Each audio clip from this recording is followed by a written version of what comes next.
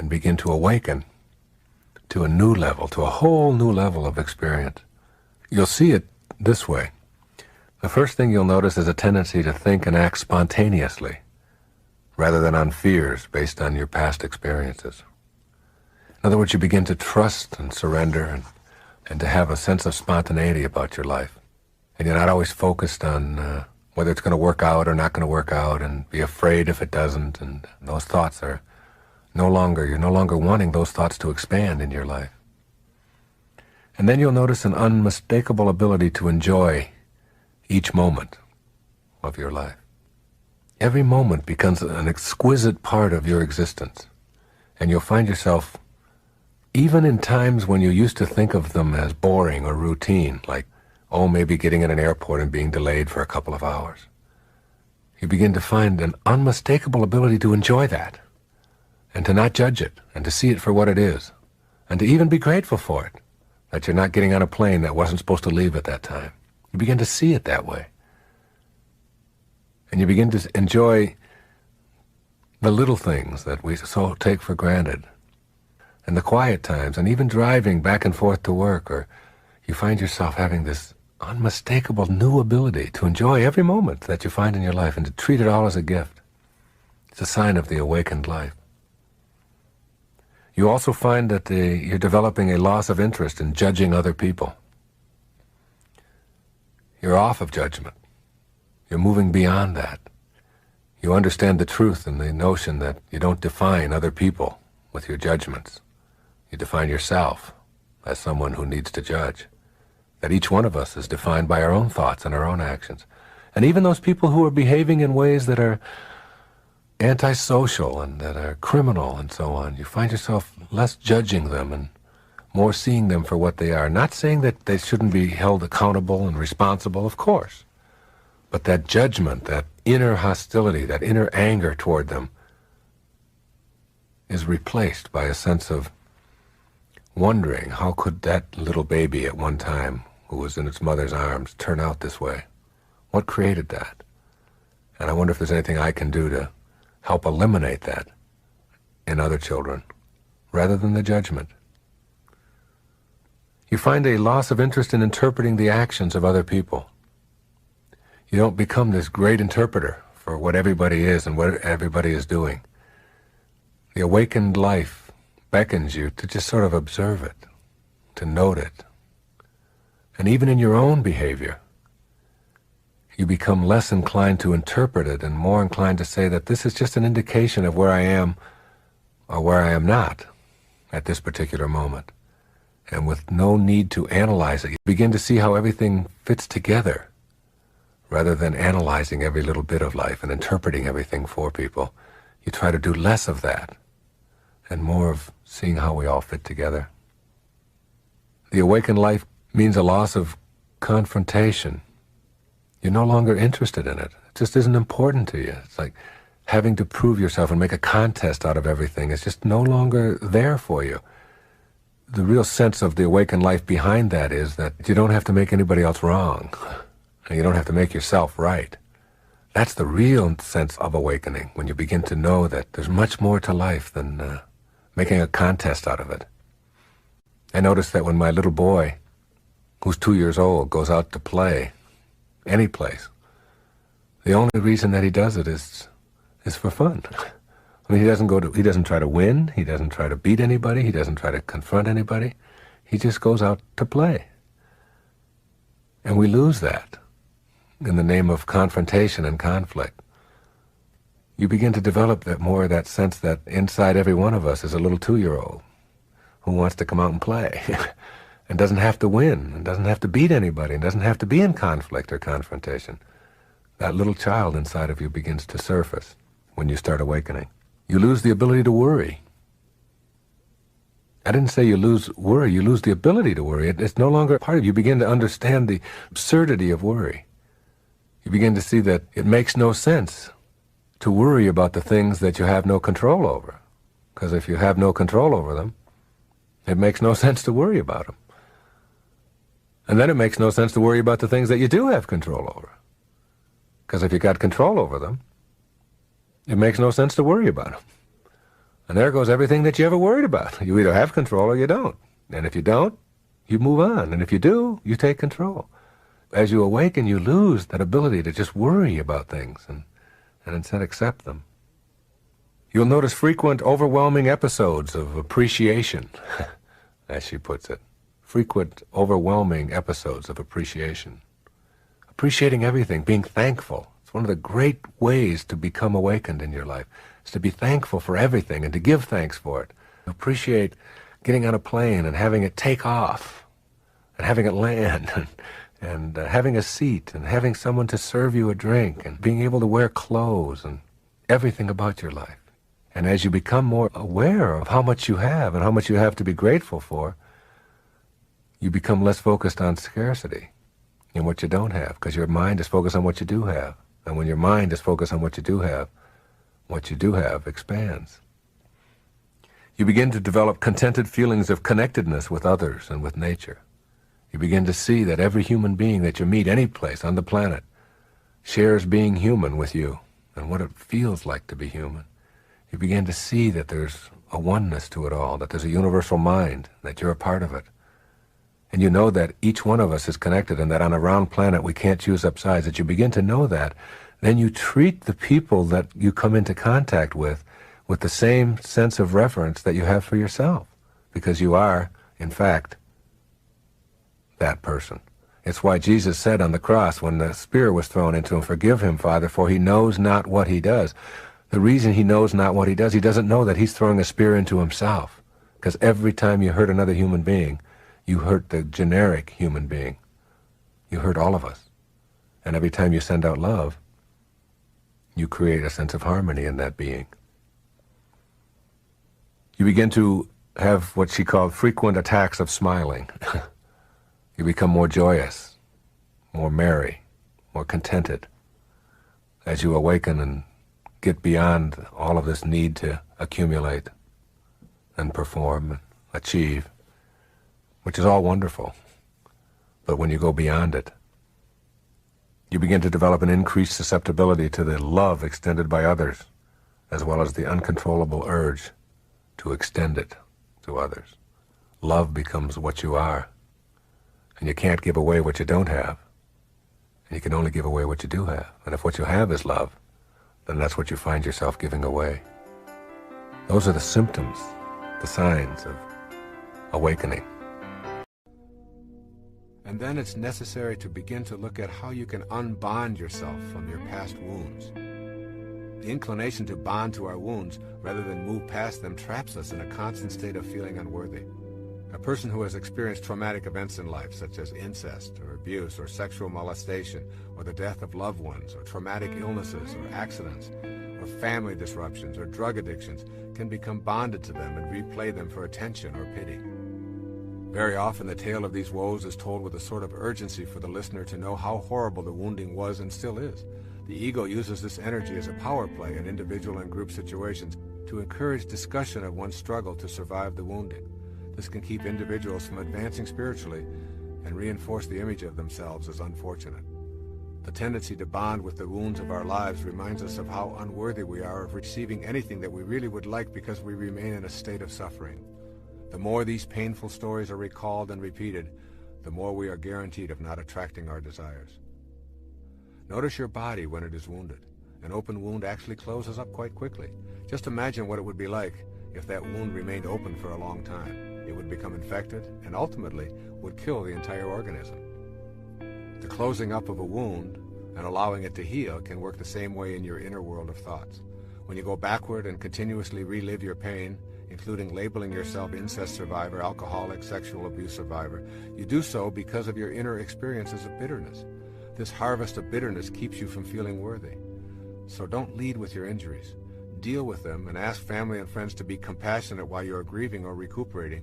Then ask them to kindly remind you when it has taken on the form of a predictable response. The way out of bonding to your wounds is through forgiveness.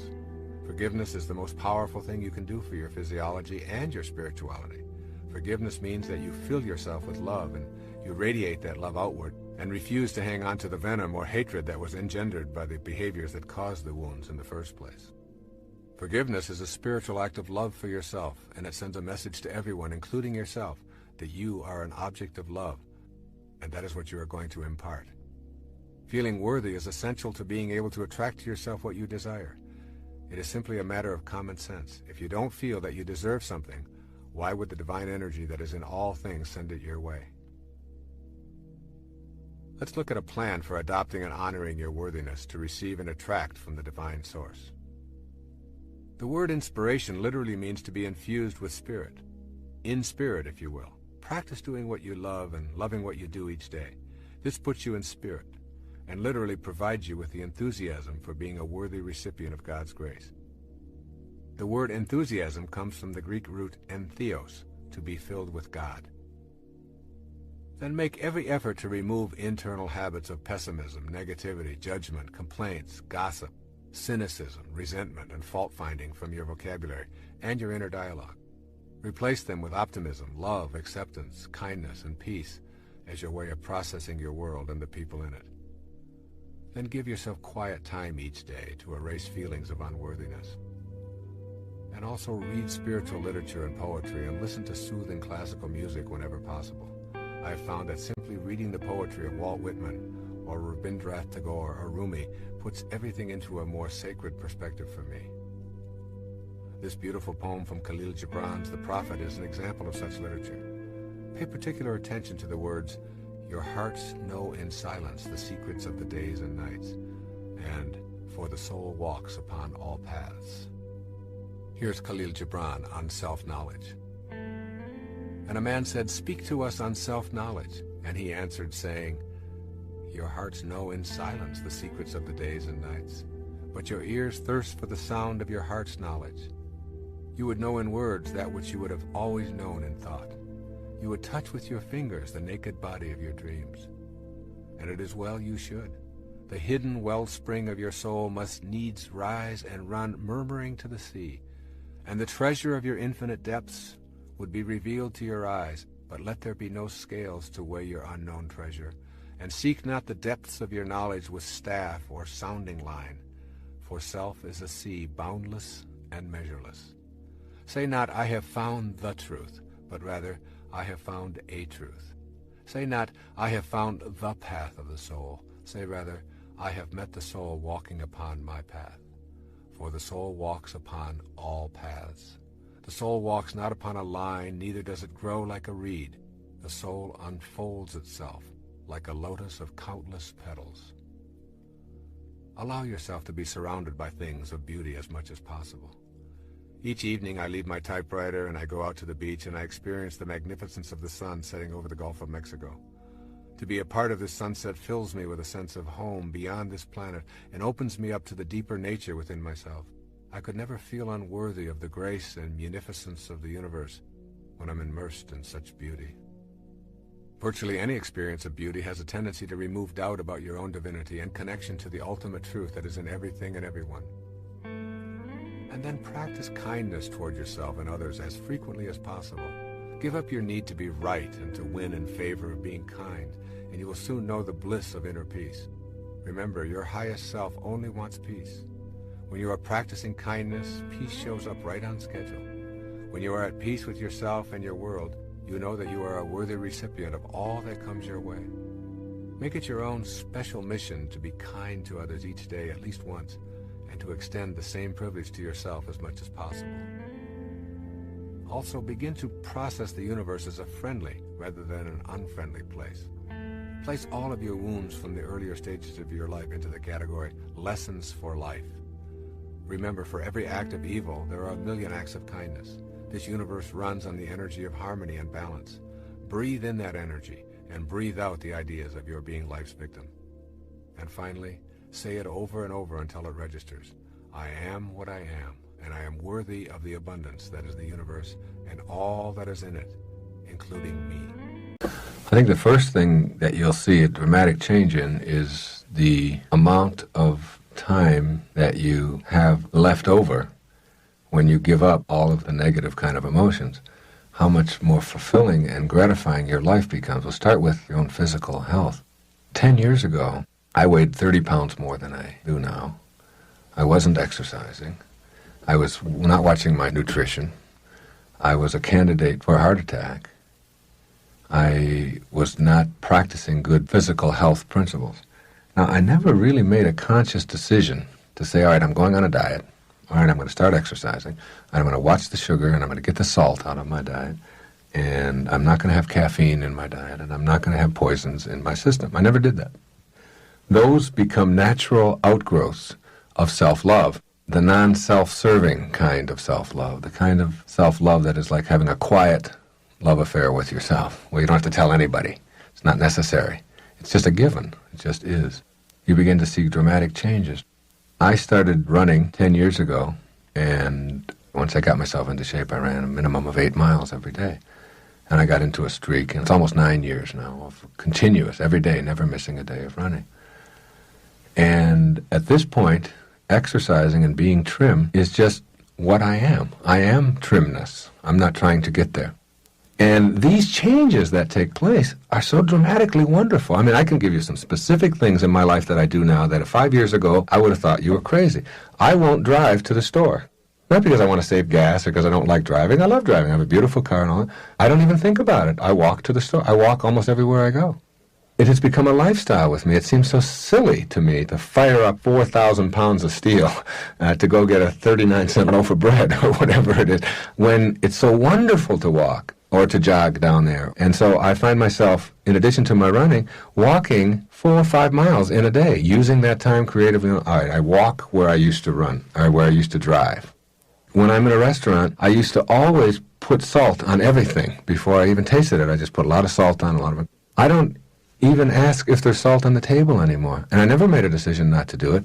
It just doesn't feel right in my body. Now I consume 1/4 of the amount of food that I used to, and I have 4 times as much energy. I sleep much less than I used to, and I haven't consciously made any decision other than to use love as the principle for making my life work. All right? So when you ask about the benefits in the physiological area are astounding. And they just seem to get a hold of you, and you begin to make intelligent choices or healthy choices that are good for the organism. They come about naturally when you start operating your life on this inner kind of glow that I'm talking about, this serenity. You see, I think that there's more to the universe than what the pragmatists would have us believe. I am open to everything being possible and operate from the premise that nobody knows enough to be a pessimist. All right? None of us know enough. We know so little about the universe.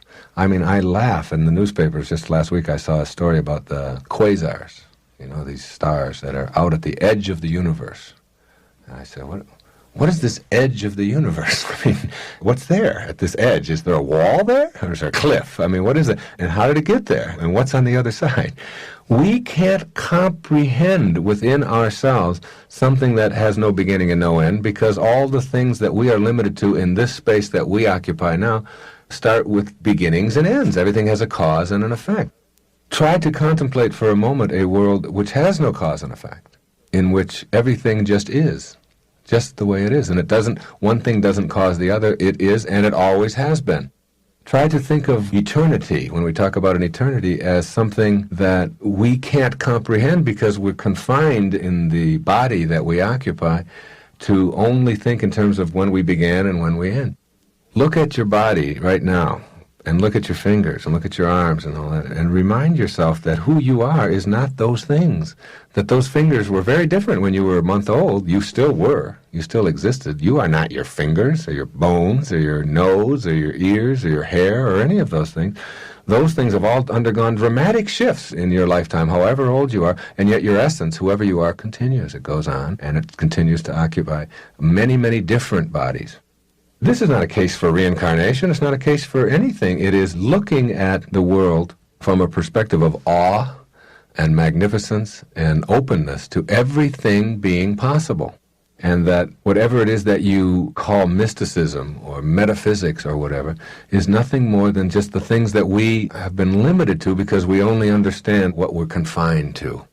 We can have anything for ourselves when we're open to that. And that love principle that I talked about earlier, from one cell to the next, is what many scientists are beginning to speculate on as the source of energy, that makes us all work, all right? And when we operate on that principle, as you look through all of the great teachings there have ever been, that one principle of self-acceptance, self-love, taking good care of yourself, all seems to permeate all of the teachings. They just seem to go back. That can't be an accident. There's got to be some truth to that.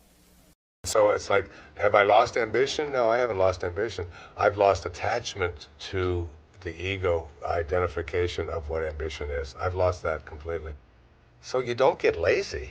In fact, you get more active. You get busier, than your resume gets bigger. You know, your list of accomplishments grows and grows and grows, but you're not attached to it any longer. It's like there's no hanging on to it. There's no need for it. It's not. So you're living in process rather than outcome. You know, outcome is when you're doing what you're doing so that you'll get the accolades or the money or the rewards of some kind or the Emmy or whatever it is. You know, you get that. Whereas, you know, the great actors, they're not thinking about getting an Academy Award while they're doing the acting any more than Michael Jordan is thinking about, you know, getting above the rim when he's out there playing. You know, he's just in the moment, and perfected the business of being in the moment, and not attached to any of the stuff. And then when you ask him how he does what he does, he says, I haven't got an idea. I have no idea. Which is, when people ask me, how do I get in front of an audience and speak to an audience and keep them entertained and live, I don't know how to teach that. I can't teach that, you know, any more than you can teach filmmaking. So a lot of people want to know about making the complete shift into meaning. A lot of it is about attachment and detaching yourself from the things that you used to think you absolutely had to have, and that the more you detach yourself, there's an old story told of two kittens, or a kitten and an old cat in the alley. Have you heard that story? And the kitten is in the alley, and he's chasing his tail, like you see kittens do, chasing and chasing and chasing and chasing. And the old cat looks at him and says, what are you doing? And he said, well, I'm chasing after my tail. He said, but why would you do that? He said, well, I just returned from cat philosophy school, and in cat philosophy school we learned that there are two things that are important for a cat. One is that happiness is the most important thing for a cat.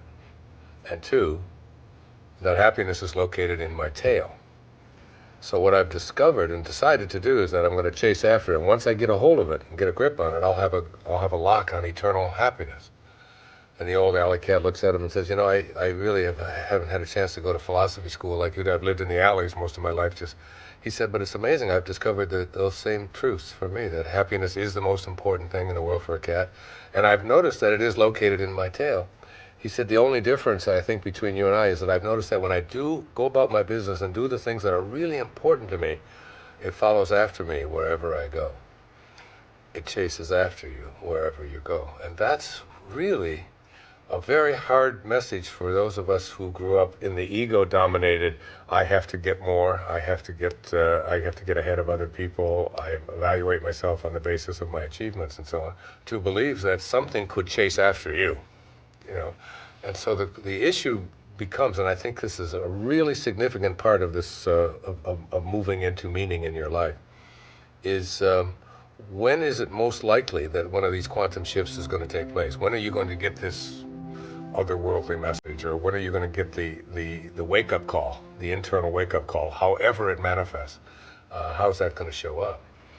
These quantum shifts can take, you know, like many different forms. I've asked people in audiences to come forward and give me examples of quantum moments, you know, in your life. And they range. I mean, they range from, I just had an insight, you know. It happened to me in a dream. I awoke from a dream, and it was just so real and so clear that this was it was a synchronistic event. I mean, I was thinking about this and all, and then somebody came on television and they started talking about it, and I exactly knew. Another one, I get it on my radio show all the time. They'll hear me talking to somebody on my radio show about this, and just listening to another person, hearing another person's story and all of it, it triggers that kind of a thing. But generally the transition is preceded by an awareness that I think everyone has. If you're really skillful at asking people about themselves, you can get it out of them that they know They know that there's more to their life. They know that there is. I bet if I ask you about filmmaking and so on, you could probably go to something inside of you that maybe you were doing something else, delivering newspapers, who knows what the hell you were doing. And all of a sudden, it's like it began to hit. Maybe a film that you saw, maybe, something, whatever. And that's it. You're hooked, and you're moving in that direction, and meaning now becomes like the dynamic or drawing force in your life. So your ambition now becomes to fulfill your dharma, to fulfill your destiny. Quantum moments show up in different ways for virtually everyone, but what they usually signify, especially what I just described, that very vivid, surprising, kindly, benevolent, long-lasting kind of thing that takes place, is where a person is getting themselves, in the Tao they would call it, returning back to the Tao, returning to the place from which you came while you're here, living heaven on earth within yourself. In fact, Leo Tolstoy wrote a book called "The Kingdom of Heaven is Within," about that, just that concept, about having it within you. And I don't know if it's so much a letting go as it is a reconnection to what I call the field of intention, or the power of intention. I mean, intention, the book, The Power of Intention, is really not about the ego saying, I intend to make something happen, and that's therefore I'm going to do it. It has nothing to do with that. It's the opposite of that. The field of intention is really a field from which all things are intended.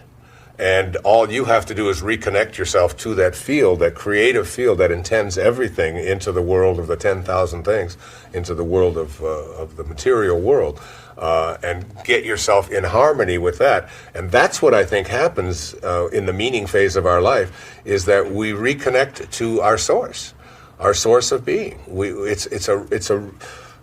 Castaneda spoke about the that there's a link between you and this field of intention, but for almost everybody, it's a rusty link. It's just it's not clean. It's just every once in a while we realize, oh my God, there is something bigger. There is something happening here. Oh wow, look at that. Oh, I met that person, and that, and the right thing showed up, and I have a synchronistic. Carl Jung invented that term, synchronicity. I have like a collaboration with fate. It feels like, as if just everything just is working right, and the right people are showing up, and all of that. That stuff begins to really foment in your life, and you begin to see it taking place all over when you let go of the ego. Because the ego, according to most of the spiritual teachers, including Patanjali, is just called, it's the false self. This idea that you are what you have and what you do and what other people think of you, and that you're separate from everybody else and separate from God, that's just false. It's like, so you're living under, and that's why the Jung quote where he says that what was true in the morning will have at evening have become a lie, and you're literally living a lie, trying to fulfill a destiny that has been imposed upon you by all of these, by society and by the right people and so on. But in here, there's music that you came here to play, and you came here to play that music. Intention, the field of intention, is asking you to play that music, and to take the risks, and to do whatever it is that is required of you. And I'll be there to guide you and make it easy for you. It's not going to be a struggle. It's not going to be that difficult. You just convinced yourself that this is that's what my next book is about looking at the thought systems that we have that keep us from changing long habituated thinking patterns. Why is a person overweight almost all of their life? It isn't because they were destined to be fat. They're thinking, in a different way. And they're the same with addictions. Or why do you keep attracting the same kind of people into your life? The wrong people for you, or whatever it might be. This is just all long habituated thought systems that if we challenge them and begin to see that they're not even true, they're all lies. So it's like we live in a world in which all things are possible, in which there's no accidents, there can be no accidents, there's an organizing intelligence that supports everything in this universe, and we live as if who we are is this little microscopic separate thing who's always got to do things a certain way and fit in a certain way, and none of that is true.